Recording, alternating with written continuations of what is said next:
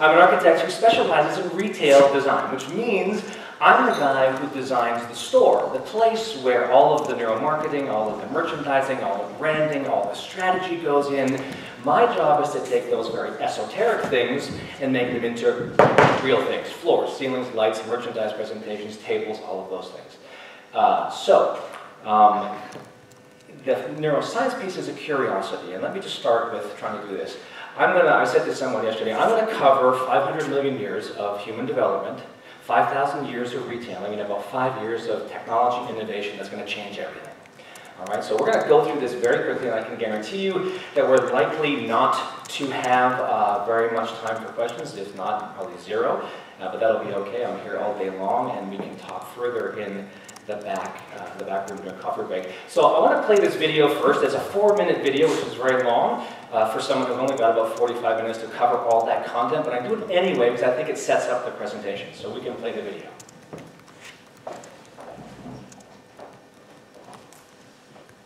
And here it comes down. Whoops, okay, sorry, there. Yes, no.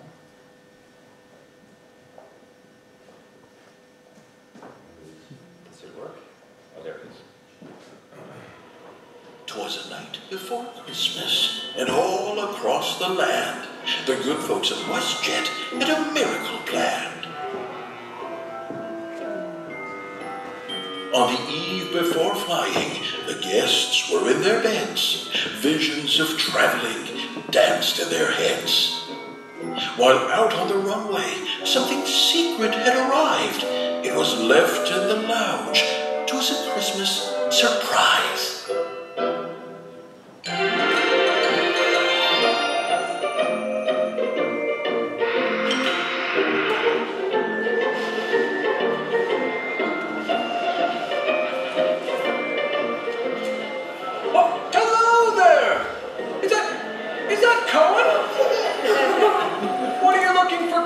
This year, Cohen? A choo-choo train? Oh, a classic. Do you like Thomas? Now, what would Mommy and Daddy like for Christmas? Big TV. Yeah, big TV. A big TV. You're looking fabulous. I need to. It's okay if you just want to stare at me as well. What I need is new socks and underwear. An Android tablet. Is that William beside you? And Cameron? Some Santa boots. Duck stuff in store. While the guests told their Christmas wishes to good old St. Nick, WestJetters took notes and got ready to shop quick.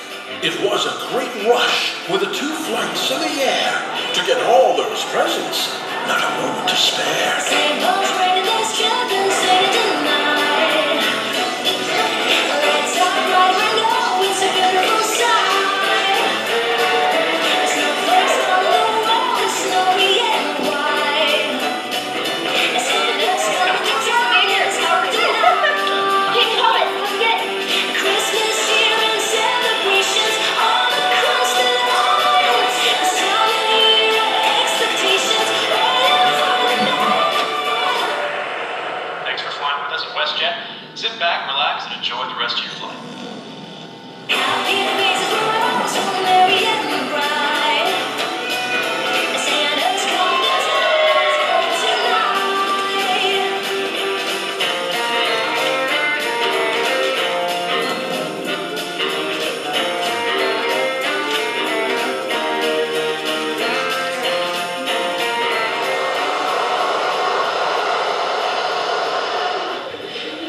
But was everything ready? We all had to wait for the moment of truth and Carousel 8.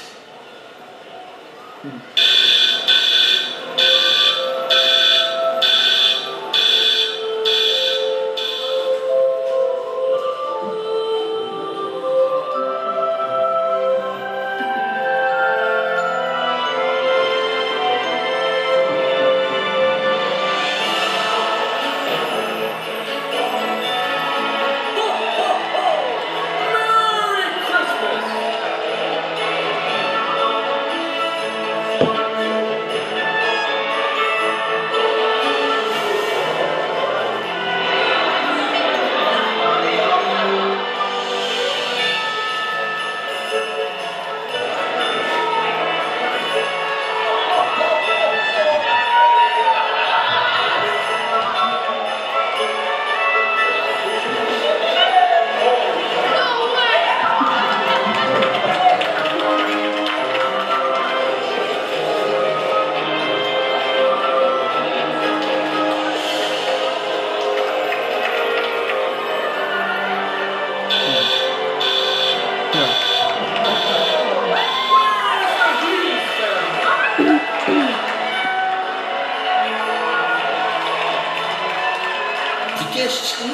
expected what they'd asked of St. Nick would actually appear. It was all quite a trick. A WestJetter would say it was more than mere fun. Miracles do happen when we all work as one. We'll give Santa the last word on this most special night. Merry Christmas to all, and to all a good flight. Ho, ho, ho!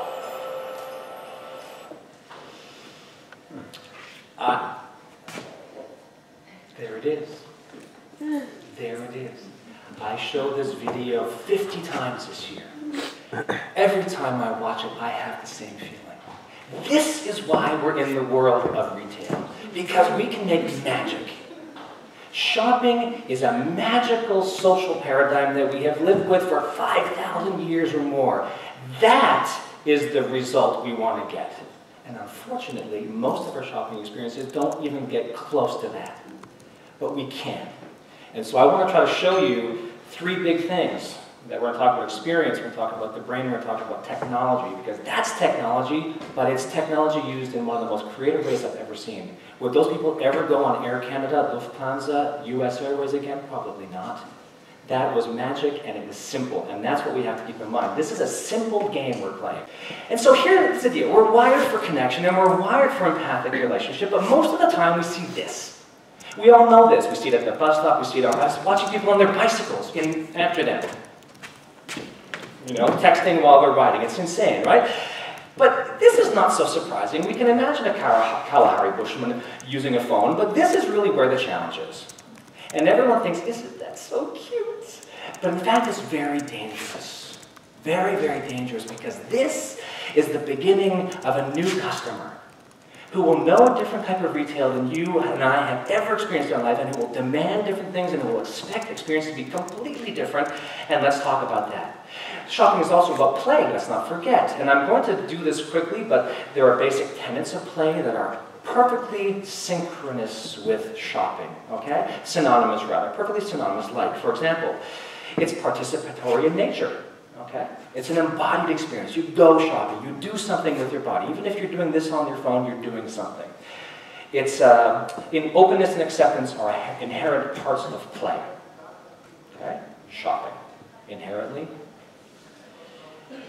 It takes place in a space that's marked off from other space, instrumental space. The sacred place of stores is a very different place than the mall or the street. Okay? It's entered into voluntarily. Now, you would think, men, that often if you're asked to go shopping, that's not a voluntary activity, that's just a punishment and you should go along. But generally speaking, you can't be forced into shopping and you can't be forced into playing. And it's a participation between people, okay? Always between people. And it's made possible by collective trust, which is fundamental. We have to trust the relationship, and in that trusting, we allow things to happen. And the world of play is a timeless realm, and we all know that. We've all been shopping in places where we've gone out and we say, oh my God, 3 hours have gone by, I can't believe it. The man who goes straight to the gap, well, he's a different story, but generally we can lose track of time, and that's important.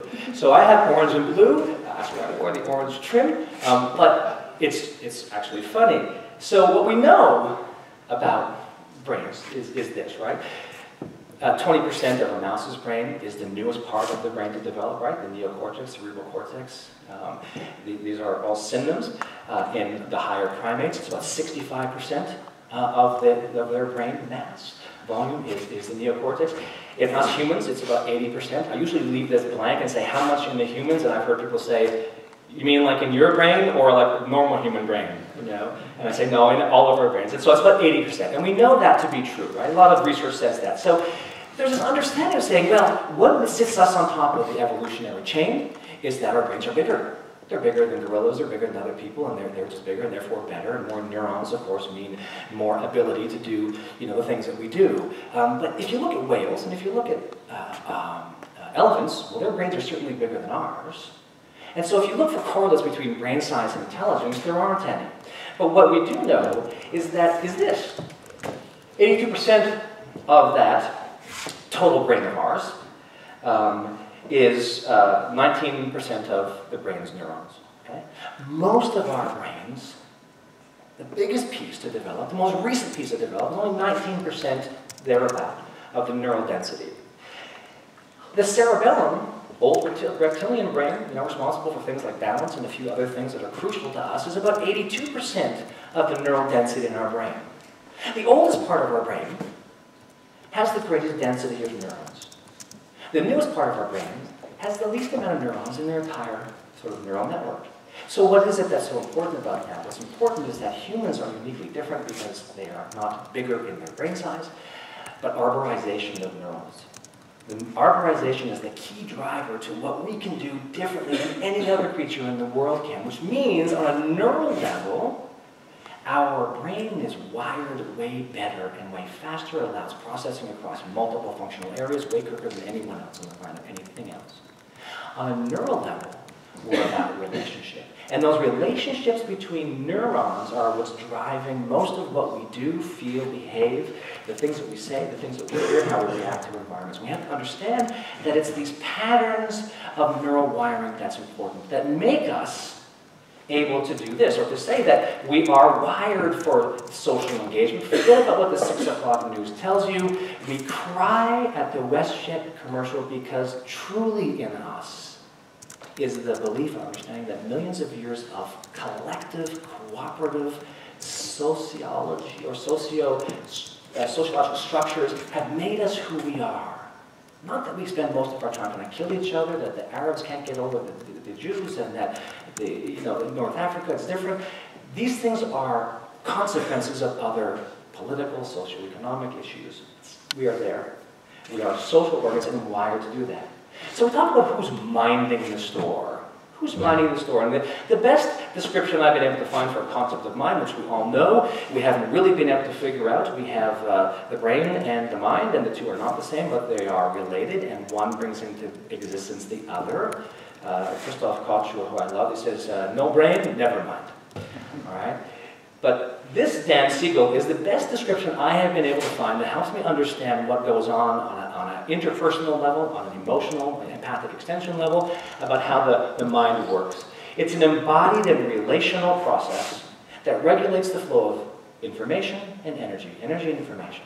Okay? It's an embodied, it's in your body, and it's a relational process. It has to work in relation to everything. It is itself, it relates to the world around it and individuals and people. That's going to become important because I think when we start talking about technology innovation, we'll see that this definition allows us to understand how our individual brains can extend to a larger, broader cognitive network. And what can we see when we look at the behavior of people? You can see here, somebody flying in the scanner, and we scan activation here in this yellow area. So this is the nucleus accumbens, the core area of the reward system. What is the reward system? You see here, for instance, this is food, this is sweets, and we have to get food, we have to get sweets. This is one of the core aspects of our life, because we have to survive. So, our brain, our organism, is of course targeting such things. So this is of very high importance also in the processing of the brain. And when we are hungry and we see food, we like to reach it. And this moment is the moment where we have the most activity in the nucleus accumbens. It's the dopamine signal, of course. And this signal takes place, for instance, when babies see food. That works because it's our biology. This is the core biological process in our brain. But we can learn. So we can learn that, for instance, money also is very essential for us. And when we have a certain age and we see money in the scanner, where we can, for instance, earn money, we have again activation in this particular area. So money is a very strong activator of the reward system. I think everybody knows that. And the third part is very important. You see here the beer. When you are thirsty, you like beer, and you have beer standing here on the table, and you try to reach it. You are coming from a desert, for instance, a long walk, and you are thirsty and you want to drink it. In this moment, your ventral striatum, the nucleus accumbens, is activated. And a very interesting aspect is, what is going on in patients who are addicted to alcohol. What do you think? They have more activation here when they see a beer compared to other people who are not addicted also seeing a beer. This is one of the main reasons why they cannot have a distance to drinking beer or alcohol. And you can imagine how strong the system works, because somebody who knows this can destroy my life, still drinking alcohol, that this must be a very strong force. So when we have a brand, for instance, which is able to activate the nucleus accumbens here in the ventral striatum, this is a strong brand. That is one of our targets when we research in this field. We see here some aspects which are related to the reward system. And I have another example. Strong activation, strong motivation stems from other brain areas which are related, for instance, to sexuality and erotism. You can see here a meta-analysis of our lab where we identified that the amygdala, for instance, is very strongly activated when male people see erotic images. It's a meta-analysis of several studies, so this is a very strong result. Amygdala has the processing of erotic stimuli and other emotional relevant stimuli. Even anxiety is processed here. For instance, anxiety from dogs or from other aspects is processed in the amygdala. However, there may be positive or negative emotions. Indeed, it is an intensive feeling what we can activate here in the amygdala. And this is altogether a kind of methodology. We see here, for instance, amygdala as an important part of our computation and the accumbens. In this graphic here, where you see that amygdala and accumbens is a very emotional part of the brain. It is the part of the limbic system, for instance. And when we seek something, or when we want to buy something, it is a positive activation here. This is important when we target, for instance, certain aspects. And you see, we have more cognitive aspects, like brain activation in the prefrontal cortex. You also heard about it, the cerebral cortex. This is more cognitive, more conscious. And we have a negative part of all these brain areas. That means, for instance, the insula is the brain area processing disgust. When we see something disgusting, we go back, we have a more distance to that. And this is, of course, a very important biological mechanism, because we want to protect ourselves. Therefore, disgust is very emotional, but it is, of course, negative when we try to sell an interesting product. And when we take together all these brain areas which are relevant for decision, for liking, for wanting, for cognitive aspects and so on, we come to a circle. We call it neurocircle, where we measure the activation of every single area in one moment. For instance, when somebody sees a product, or when somebody sees a brand label, or when somebody is in a certain situation, like the point of sale, for instance. And you can see here that we have certain lines indicating the activation of a certain product, and you can read out from these data, is this product a selling product or not? And we have areas which we like to activate, that are these areas here, and other areas we would like not to be active, that is the insula, for instance, or the prefrontal cortex. We have an algorithm to put together the information of these certain areas to have an estimation of the selling potential. Our belief, why are we doing that? Because we believe. We believe in the power of positive emotions. And everything I heard so far, I would totally agree. But I know that the world is not only full of positive emotions. Our emotional autopilot drives us through the day, but you know, it's much more, how can I say it, activated when it comes to negative emotions than the positive ones, because it wants us to survive. So my subject, I would like to make a statement. I believe that the future of retail is archaic. I'm a totally believer in retail, in a physical point of sale, because what we learn, we can really experience a brand.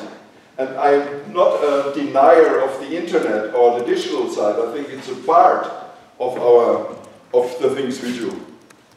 So what I found out when we talk a little bit about neuroscience, they told me the brain is an organ with which we think. But you know, driving a Porsche, I know what can happen even if you have a Porsche. You seem to be more attractive, but on the other side, you know, what's happening here? Is this rational? This was such an expensive car. But probably this is a pure result of evolution, I would say. And so, you know, when we do this, you know, I have a picture of a brain here, because if you have a picture of a brain here, subconsciously, you'll think I'm smart. So, even though we've all done this before, I just put this up here so you'll think I'm smarter. But, you know, we really want to focus on this idea that customer behavior is always the product of conscious and unconscious thinking. Or non-conscious, as a lot of people make that distinction. I struggled with that when I was writing my book. I said unconscious just because I didn't want to try to explain to people what I was talking about, and they all use that word. But it's always about the conscious, the unconscious mind trading off back and forth. And when we recognize that the conscious brain, and Kahneman's, you know, in my book I called it the habitual brain and the executive brain, or the habitual mind and the executive mind. So Kahneman's System 1, System 2 correlates to that. But unfortunately, he wrote his book after mine, so I could not use that. But it's the idea that the conscious mind can only think about one thing at a time. And it's very easily overwhelmed. I mean, you guys are exhausted. You've been here for 2 days. So your 3-pound brain takes 20% of the energy of your body. But if you are consciously thinking, that goes up. If you're unconsciously thinking, it doesn't. So if I put math equations up here, your energy level goes up. So when I was talking to, again, one of the top neuroscientists in the world, and I said, my framework on this is that because that's a limited resource, that conscious evaluation is limited, we offload whatever we can to the unconscious mind. And he wrote it down. So I was thinking, okay, that's pretty good. I got this guy writing down what I'm saying, so that's great. And so I want us to think through this not as, and so many times I think the mistake we make is that we think about this in terms of what's my lens. I'm using fMRI, I'm using EEG, I'm using some sort of biometric. And we think about this in terms of, oh, well, I'll get this person and I'll test them and I'll look at this part of their biometric automatic reaction and now give me these insights. But I think one of the things that we're missing is this idea of process. I'm a very different customer the first time I come into your store than the 30th time I come into your store. All right? And so what I want us to think about is this idea that why does this exist? Right? Dave's presentation is one. I'm like, here's all these bad things. Why does this exist? And it always exists because somebody is getting paid to do every single thing there. Whether it works or not, they are getting paid. Guy's getting paid to make these posters. He got that contract, he was happy. Now he's not getting paid to sell anything. He's getting paid to put this poster up. You got art people, they're getting paid to do the art. You got people paid. So, and all the stuff you guys are doing is like, just incredibly smart, very detailed, intricate kinds of things. We do this every day. How many ads do we expose to people every single day? How many ads do you get hit with every day? Advertisers pay for you to be bombarded with thousands of ads per day. What do? You have entire technologies to avoid ads. Right? We have DVR, so we don't have to watch commercials. Right? We listen to Spotify, we listen to Pandora. I'm sure as heck not going to listen to commercial radio, for God's sake. They have commercials. Right? We call people up and they irritate them at home. Right? So this entire industry has really been driven by this stuff. But we are using the same brain that evolved on the Serengeti to keep us alive. And that brain is is not giving us an accurate portrayal of our environment. Now, we've touched on a lot of this, but I want you to realize that the reason why we focus on edges, the reason why we focus on movement, remember somebody came in yesterday late and they were sitting down and they dropped a bag, right? Every head turned. Right? We were up here at lunch and somebody dropped a glass downstairs. Every head turns. That's a survival mechanism. That's how your brain works. That's why you're here today. Your ancestors did that well. Right? Marketers who think that we are making conscious decisions, like if that was the case, and we're out there on the Serengeti, right? And we're kind of, I wonder what kind of animal that is. Wham! You're dead. Right? If you're primed, if you're like Eric Snake thing. I mean, I'm serious. If you watched Eric Snake thing and you were walking out there and there was a hose on the street, you would have a nervous reaction because you were primed that way. But what we're doing is we are forcing people into this. We did this. This exists. Every store in America, you guys have these pictures of these beautiful stores. Oh, I want to shop there. But that's not in your neighborhood. This is in your neighborhood. And the reason why, there's a reason why this exists. It's a stupid reason, but it's a reason. So, in the US, the average grocery store has 45,000 SKUs. 45,000. The bottom half, 22,000 products, generate less than 5% of the revenue of that store. Why? Why does this exist? You guys know why does this exist? Because all these manufacturers out there are stupidly creating products in the belief that somebody wants something new. Do you need a new cereal? Do you need a new cookie? Do you need a new cracker? Do you need a new detergent? Right? But people at Procter & Gamble, people at Keebler, people at, all of these big companies have entire groups of very smart people coming up with new products none of us want. How many brands do you touch in a day? Ladies, how many hair care products do you have? Do you have any room on your vanity for one more thing?